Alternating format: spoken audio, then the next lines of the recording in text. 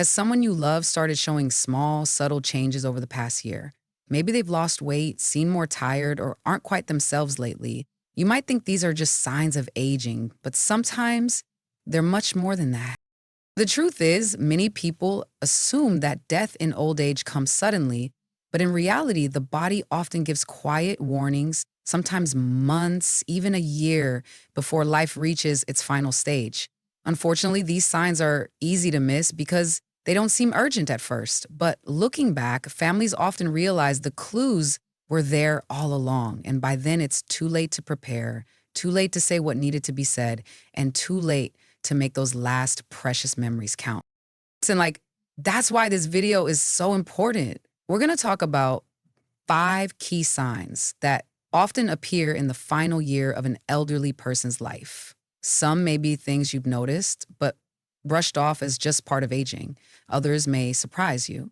But recognizing these signs early gives you an opportunity to provide better care, to honor your loved one's wishes, and to fill their remaining time with comfort, dignity, and peace. Let's begin. The significant weight loss. One of the earliest, most telling signs that someone may be approaching their final year of life is unintentional weight loss. At first, it might be subtle. Maybe their clothes look looser or their belt needs an extra notch. Maybe they're eating less, but no one's overly concerned. But here's the truth. Losing weight without trying, especially in later life, is rarely harmless. It often means that the body isn't absorbing nutrients the way it used to. Muscle mass begins to drop. Internal systems are slowing down. This isn't just aging, it's the body preparing to shut down gradually. We're not talking about a few pounds here or there. We're talking about real, noticeable changes. Maybe your loved one's arms or legs look thinner. Maybe they seem frailer, even though their appetite hasn't changed much. The reason? Their metabolism, digestion, and ability to process protein are slowing.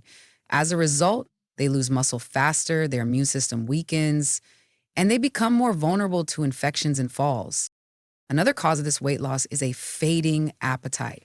Many elderly people simply stop feeling hungry. Their taste buds dull. Meals become a chore instead of a pleasure, and the brain, sensing that the body is slowing down, no longer sends strong hunger signals.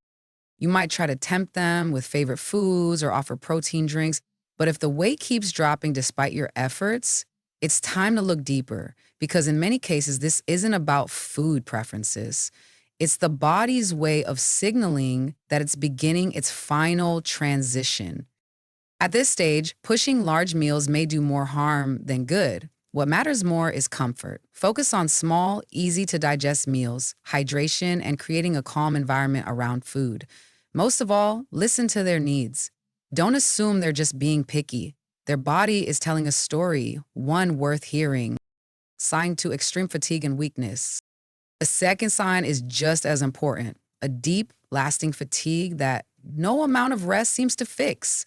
This isn't just being tired after a long day. This is profound exhaustion, where even simple tasks feel overwhelming. Getting out of bed becomes a challenge. Walking across a room takes effort. Talking for more than a few minutes wears them out. And over time, things they used to enjoy, cooking, gardening, reading, begin to feel like too much. What's happening here is part of the body's natural shutdown. As the heart, lungs, and other organs start to slow, the body enters a conservation mode. Energy is saved for only the most basic functions. Muscles weaken, circulation slows. The body simply doesn't have the reserves it once did. This is also when many people start sleeping more. Longer naps during the day, early bedtimes, late mornings. Some days they may seem okay in the morning, but completely drained by afternoon. Others, they may barely get out of bed. One of the hardest parts of this stage is the emotional toll. Someone who was once proud of their independence may start to feel ashamed. They might withdraw from conversations or stop seeing friends, not because they don't care, but because they physically can't keep up. This can create a cycle. Less activity leads to more weakness, which leads to even less activity. For families, watching a once vibrant person become exhausted and quiet can be heartbreaking. And here's the truth: encouraging them to push through it doesn't help. What helps is understanding, being there, sitting quietly, supporting them without expectations. You might not be able to restore their energy, but you can preserve their dignity. Sign or three: confusion or cognitive changes.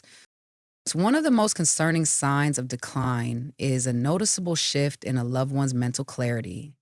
This may show up as forgetfulness, difficulty finding words, getting lost in familiar places, or even moments of confusion about time or location. Sometimes it starts subtly. They forget where they put something or repeat questions. Other times it appears as sudden disorientation or restlessness, especially in the evening. This condition is known as delirium when it occurs abruptly, or cognitive decline when it develops more gradually. Either way, it's a red flag. While not every case is linked to end of life, persistent or worsening confusion in someone already facing health challenges should never be brushed off.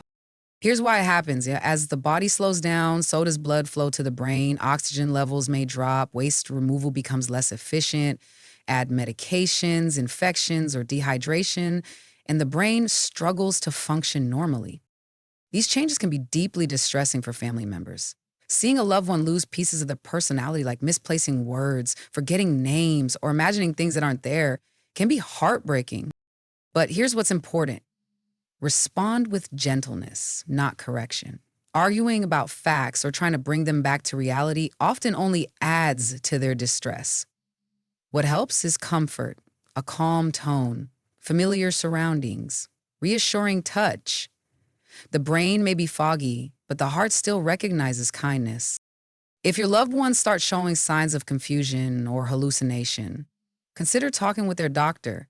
There may be ways to ease the symptoms, but in many cases, it's also the body's way of signaling a deeper process, an internal preparation that can't be reversed. Sign for frequent infections or illness. Another major sign that someone may be nearing the end of life is a sudden increase in infections or a general decline in immune function. This might look like repeated urinary tract infections, UTIs, recurring pneumonia, unexplained fevers, or slow healing from even minor cuts. The immune system, like every other system in the body, weakens with age, but in the final phase of life, this weakening accelerates. The body is no longer prioritizing defense, it's conserving energy. Infections that once would have cleared up in days now linger or worsen. Antibiotics become less effective. Hospital visits become more frequent. And here's the key signal: the recovery periods get longer each time, or the recovery never fully happens. For example, your loved one may bounce back from pneumonia once, but 6 months later, another infection leaves them weaker, then another, until each illness takes more and more out of them. You notice this pattern. It's not just bad luck, it's the body's way of saying it's tired. And it may be time to shift focus from curing to comforting. That doesn't mean giving up. It means asking different questions. Instead of how do we fight this, ask what will bring them the most peace right now. Because in many cases, quality of life becomes more meaningful than aggressive treatment. Sign 5: breathing and circulatory changes. One of the most noticeable physical signs in the final stages of life is a change in breathing or circulation. This may appear as shortness of breath after small efforts, irregular breathing patterns, or changes in skin color, particularly in the hands, feet, and lips. Some people experience what's known as Cheyne-Stokes respiration, a pattern of rapid breathing followed by long pauses. Others begin to breathe more shallowly with audible rattles or gurgling sounds. Circulatory changes can also be striking. You might notice cold hands or feet, pale or bluish fingertips, or swelling in the legs. These signs happen because the heart is no longer pumping blood efficiently to the extremities. The body wisely prioritizes the core. These symptoms often occur in the final weeks or even days of life, but sometimes they begin months earlier, especially in people with heart or lung conditions. What matters most in this stage is comfort. Elevating the head using a fan or offering oxygen, if prescribed, can help. Speak with a doctor about medications that reduce breathlessness and anxiety. And most importantly, stay near. Breathing changes can be unsettling, but your presence is the greatest reassurance. So far, we've explored the physical and cognitive signs that may appear in the final year of life: weight loss, extreme fatigue, mental confusion, repeated illness, and circulatory changes. Now we turn our attention to something just as important, yet often overlooked: the emotional and spiritual needs of someone who is nearing the end. This stage of life isn't just about declining health. It's about how we show up as family members, as caregivers, and as human beings. It's about connection, closure, and peace. In this final chapter, we'll walk through 3 meaningful ways to bring comfort, dignity, and reassurance to someone who may be in their last days or weeks.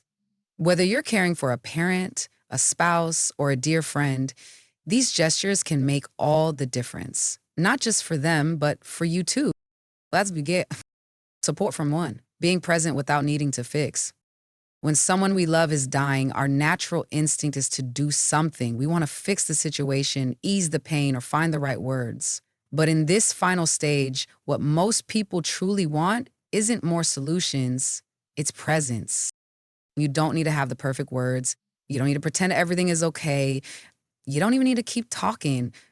What matters most is simply being there. Sit beside them, hold their hand, listen to their breathing, speak softly, or sit in silence if that's what they need. Your calm presence speaks louder than any reassurance you could offer. Many people who are dying aren't looking for advice. They're seeking connection. They want to feel seen, heard, and accompanied, to know that they are not alone. And his presence matters to you too, because after they're gone, you won't remember what you said, but you will remember that you sat with them, that you showed up, that your love was felt in every quiet moment. Even if they are unconscious or can no longer speak, research shows that people near the end can still hear. Your voice, your touch, your presence, they bring comfort at a time when words may fall short. So if you're unsure of what to say or do, remember, your presence is enough. It always has been. Support creating an environment of peace. In the final days, small details can have a huge impact on a person's comfort. The goal isn't to create a perfect scene, it's to create a sense of calm. Start with the physical space. Keep lighting soft, reduce background noise, play soothing music or nature sounds. Use familiar scents like lavender, fresh linens, or even their favorite perfume. Ensure they are physically comfortable. Check for signs of pain or restlessness. Adjust pillows. Offer sips of water or moisten their lips. Ask a doctor about medications to ease discomfort. Next, think about what brings them emotional peace. Do they want to see photos of loved ones, hear stories from the past? Maybe they want to talk about their faith or ask difficult questions. Be open, let them lead. Sometimes peace comes from simple rituals: a prayer, a poem, holding a cherished item. Sometimes it's the final conversation that's been put off for too long. One woman I knew, Sarah, asked for her wedding dress to be brought to the room. She didn't want to wear it, just to see it one last time. It reminded her of love, of joy, of life. Never underestimate the power of familiar, comforting things. They may be small, but they help the person feel connected to their identity, their story, and their memories. Support closure without pressure.